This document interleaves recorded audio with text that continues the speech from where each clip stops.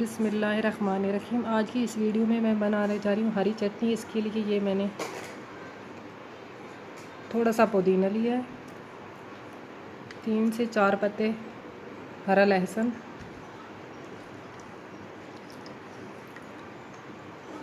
थोड़ा सा हरा धनिया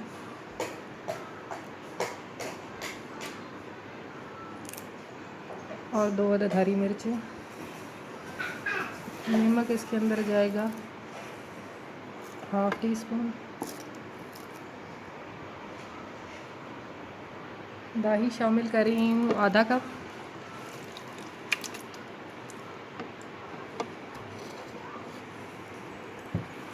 और थोड़ा सा पानी।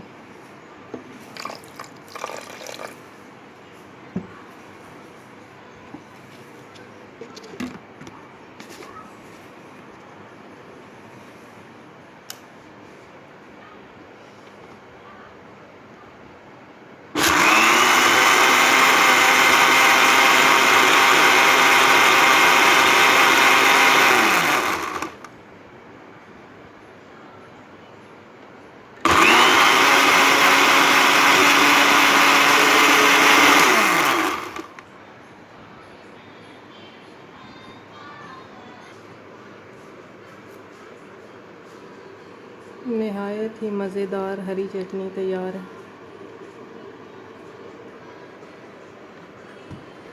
अगर वीडियो अच्छी लगी तो लाइक ज़रूर कीजिएगा।